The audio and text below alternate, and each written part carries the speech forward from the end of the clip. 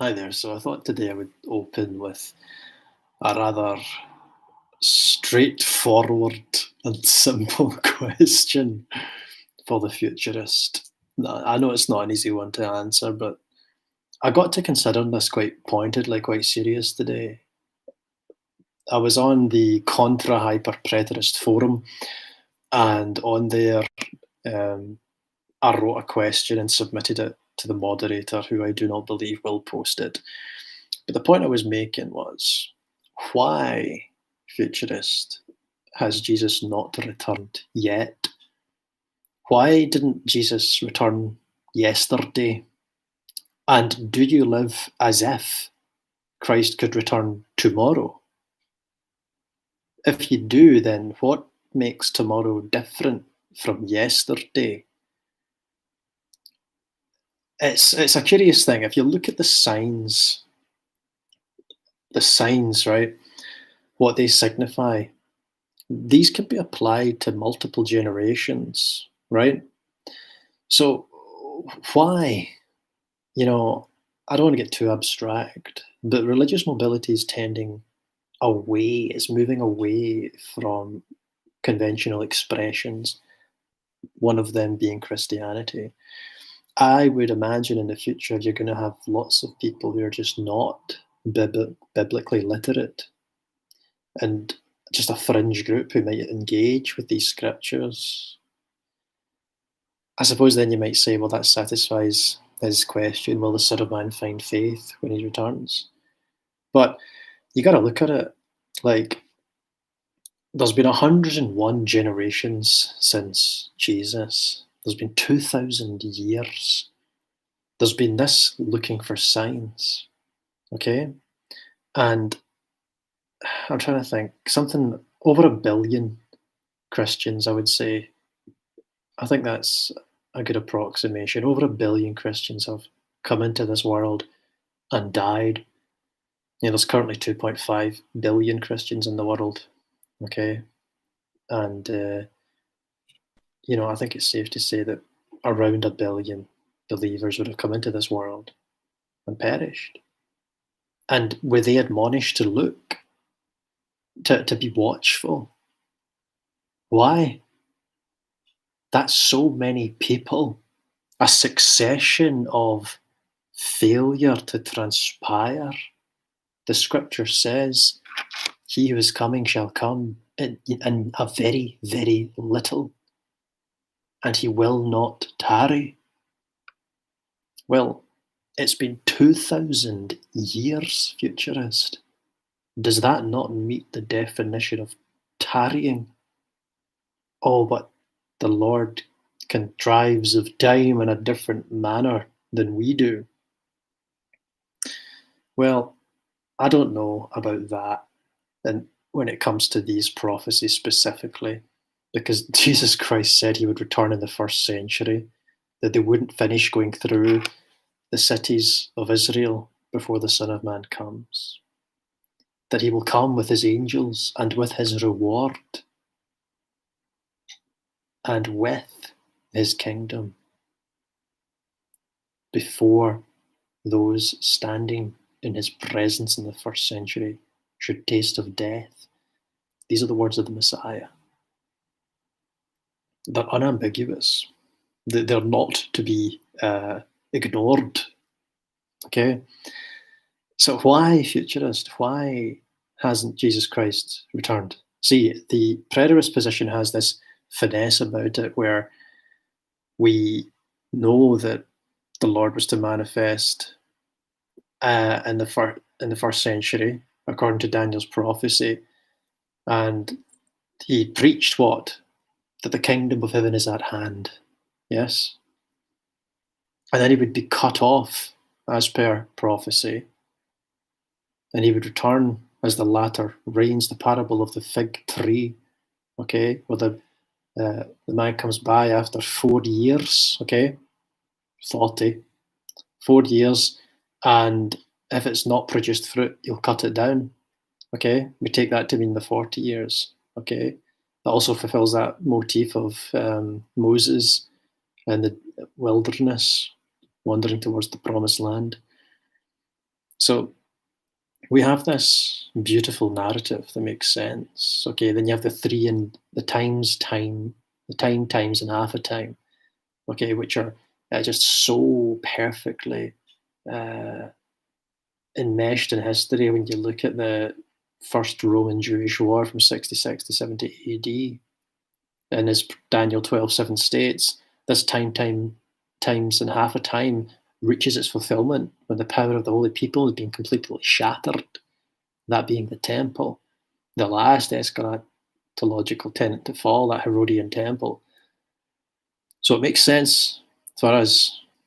But why? Why? Can you come up with a reason as to why Jesus hasn't returned? Like a reasonable one. Now you might say, "Oh no, that's to, pick the brain of God, and what say does man have in that?" But is there no rhyme or reason to it? You know, because everything else followed a cogent unveiling, a cogent revelation, but you just have this protracted soon coming. I am at the doors. I knock. I am coming quickly. It's like, no. Okay, so why the wait? Why the tarrying and no tarrying be given? I'm just curious to know what the reasons are for that, what kind of reasons there would be for that. I suppose you might come up with a few, but I'm happy to read them and just think about them.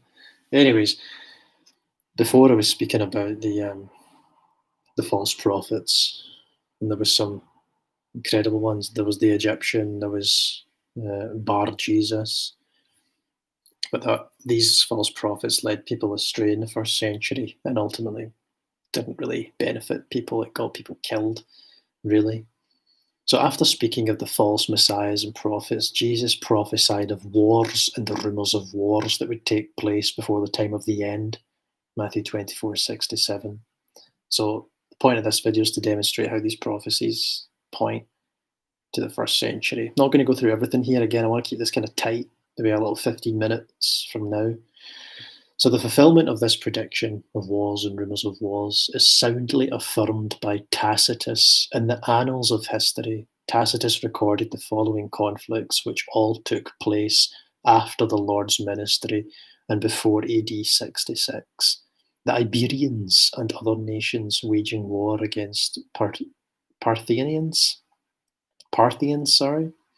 So you get the Iberians, the Parthians in AD 35. You got the Iberians battling the Parthians again in AD 42. Wars among the nations of Parthia that same year. Nations in Germany and Britain rising up against Rome in AD 47. Battles among the kingdoms of Germany in AD 50. A war between the Armenians and the Iberians the following year. Several nations in Germany revolting against Rome from AD 54 to 58. Battles among the kingdoms of Germany in AD 58. Wars between the Persians and the Parthians from AD 58 to 61. Nations in Britain rising up against Rome in AD 61.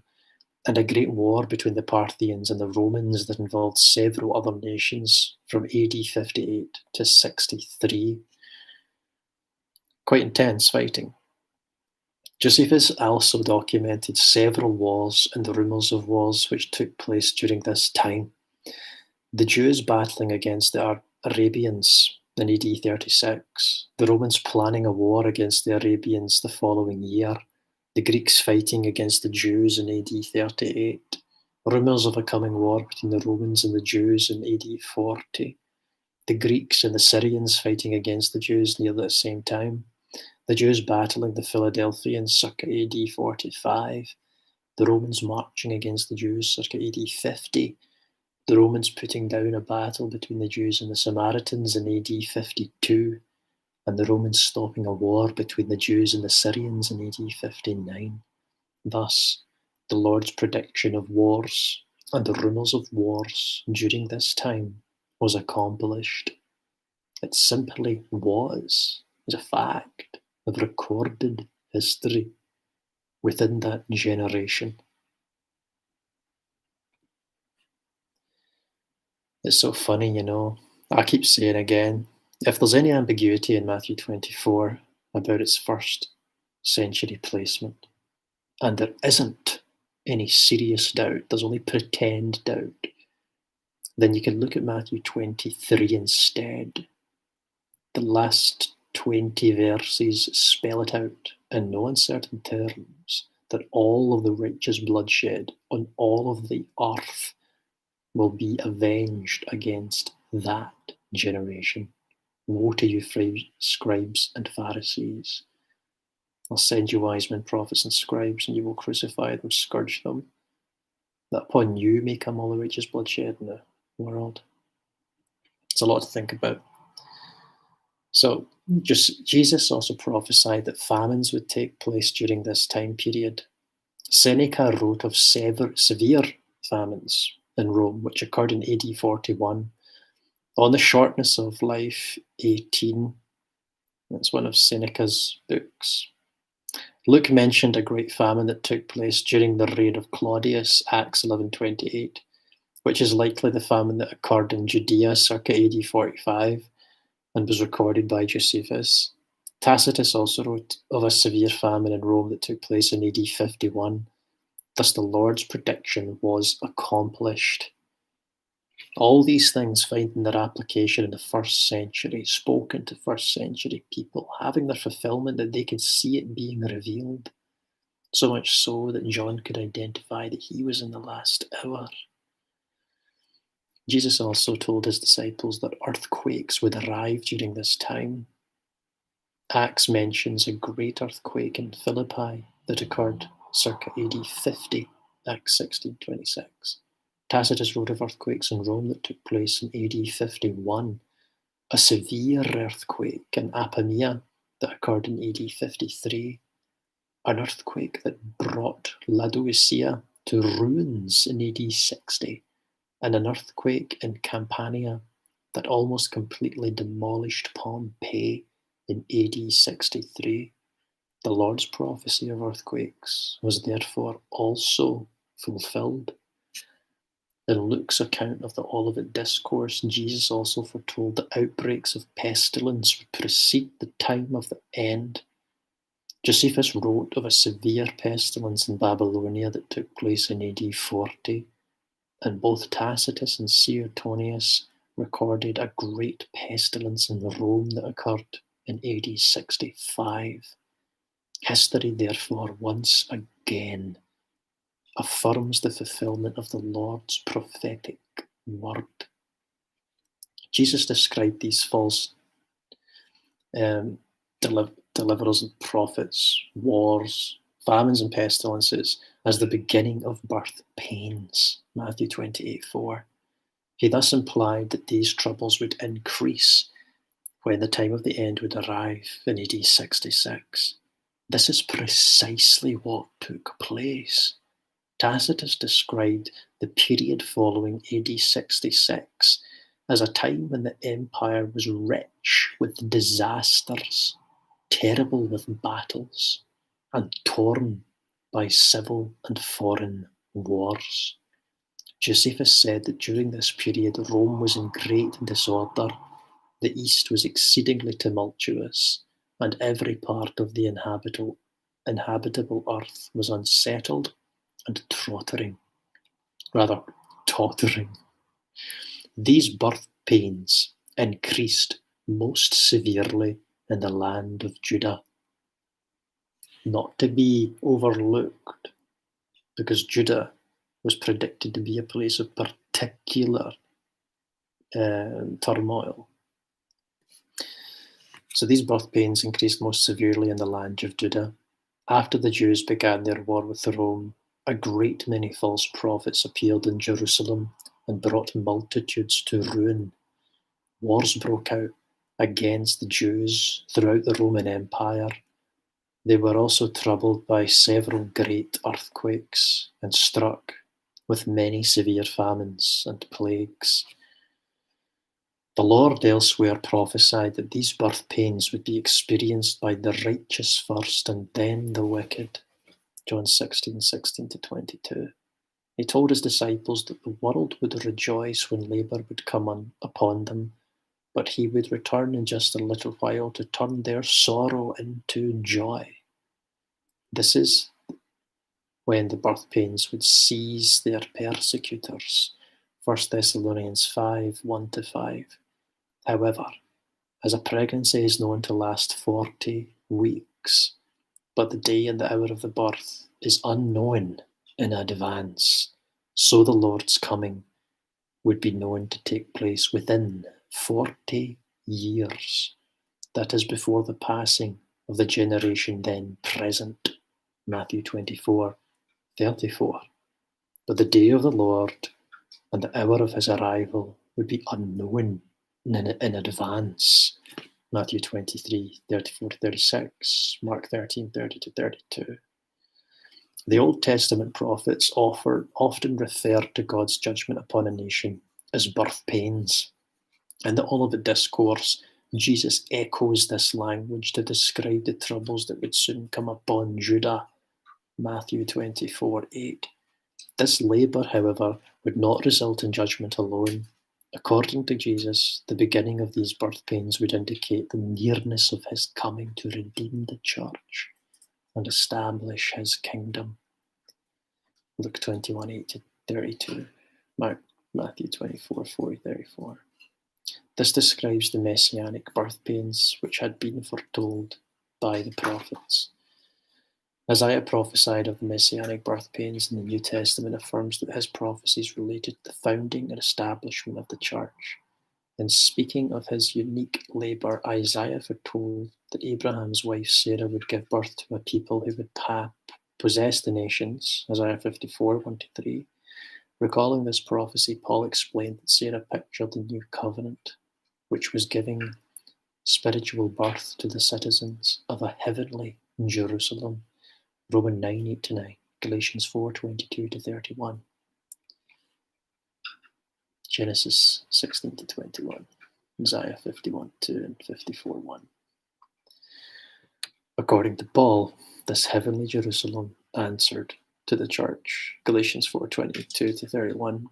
Thus, when Isaiah prophesied that Sarah would give birth to a people who would possess the nations, he was speaking of the new covenant giving spiritual birth to the church, which would be prominent among the nations. 1 Peter 1:23, John 1:12-13, and John 1:3 to chapter 3:7.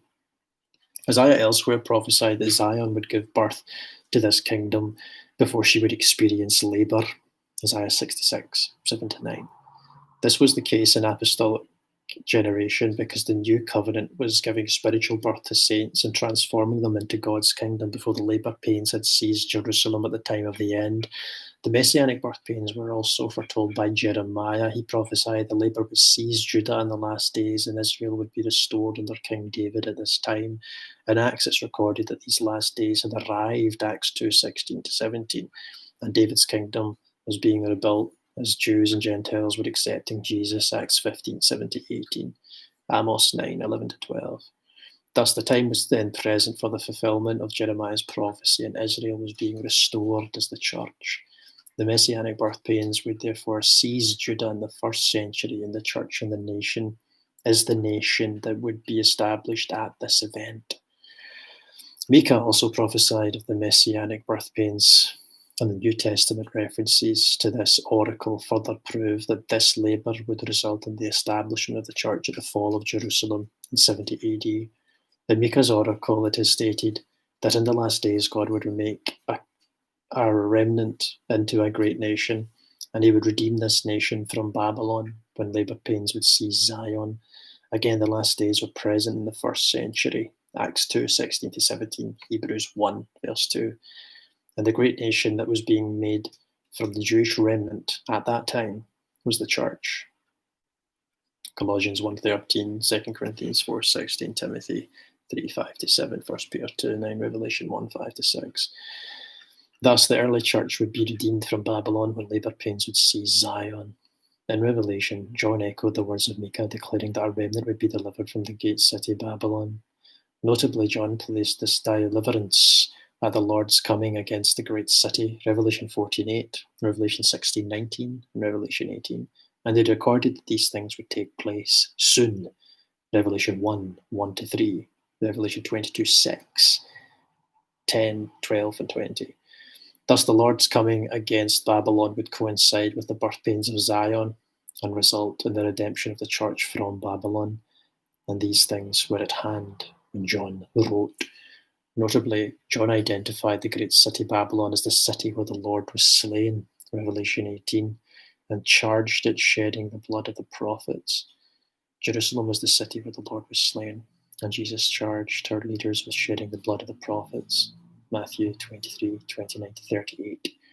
Babylon therefore symbolizes first century Jerusalem, the city that stood on the hill of Zion.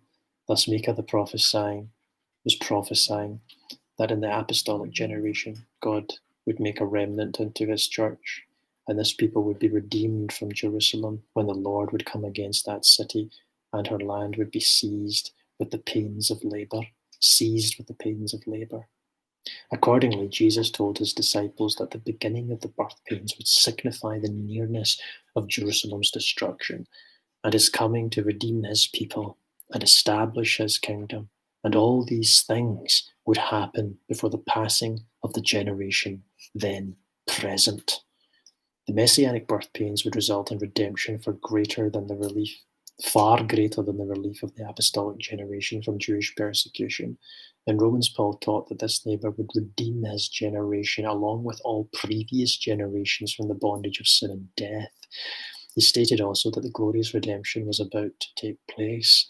Thus, the previous generation, which had groaned with the labour of sin and death, but had not received redemption, would receive it at the time of the messianic birth pains in the first century.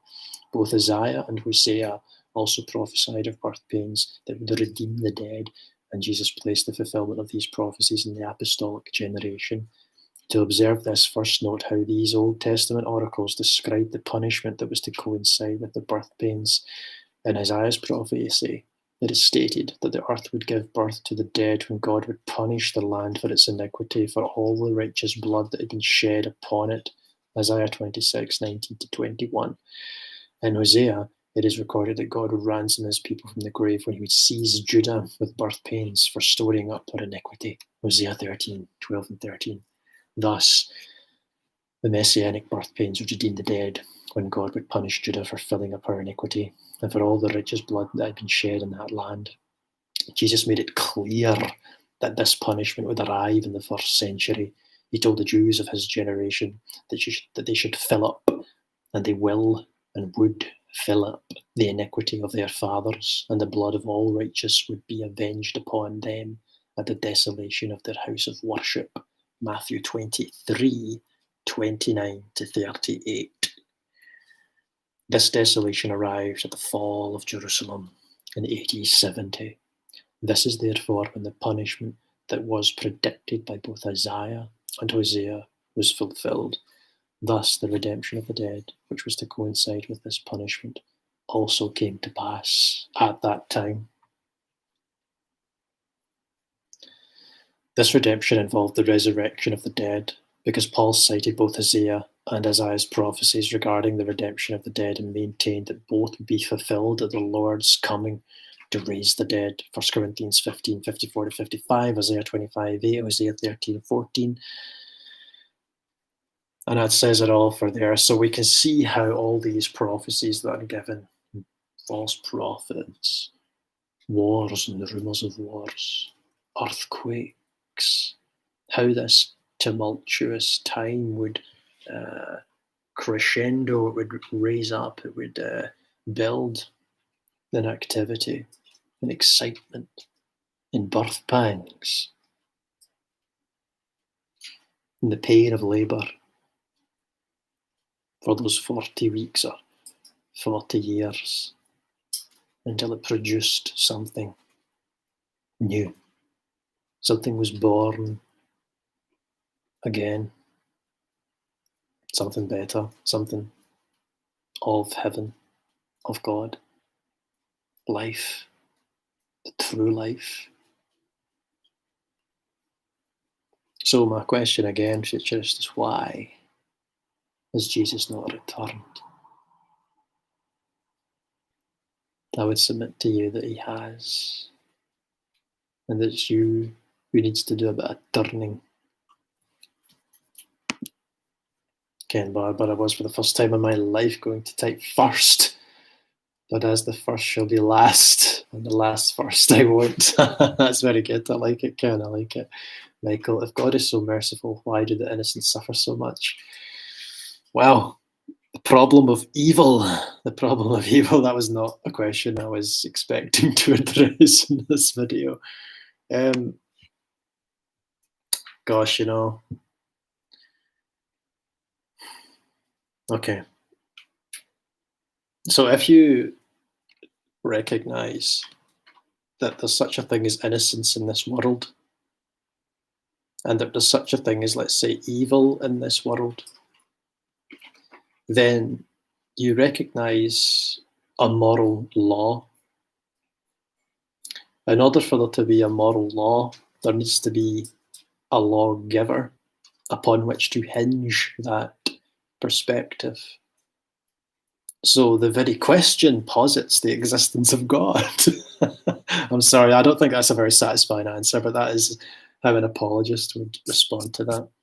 I ultimately think that, to get right into it, suffering is built into the system very purposefully. Because, well, first of all, if you were to create your ideal planet where there was no suffering, then you wouldn't have human beings. The creatures which inhabited that place wouldn't be human. They wouldn't be able to suffer. And so they wouldn't be us. And what would you have us? Be in some suspended animation, fed a gooey nutrition and, just made to feel pleasurable sensations. That's no life. I think the struggle and the vexation and the joys and all that isn't something that we come into this experience utterly devoid of knowledge of. I think in some way, I don't want to get into pre-existence or anything like that, but I don't think it's such a big mystery. Ultimately, outside of physical space, there is no time. So in this unnatural realm, there would be no time, which means if we exist in a place of non-linear time, then we always existed before, because there is no before or after. We existed before the physical, right? Because we exist outside it. Okay, so on that basis, we could maybe posit some kind of pre-existence and then maybe some kind of acknowledgement of what this deal is all about. And we come into it willingly, but we forget that, right? This is all very out there, by the way. This is me just musing, a little late night musing. So I don't think, I think with the fullness of perspective gained on the other side of the veil, such questions will not lose their significance, but be met with a really beautiful answer and response. And you might find that you're the one that has the answer to that question. Anyways, that's all I've got time for today. Thank you for the likes. That's very generous. And thank you for the attention, Ken. It's always a pleasure. I need to do a bit of reflection and try and set up a really good video. I'm doing these little off-the-cuff ones, but I'm glad you guys come and check them out. Thank you, Michael. I don't think we've interacted before, for checking out. Again, such questions are always welcome. And God bless you guys. God bless you all. God bless us. All the best. I'll speak to you later.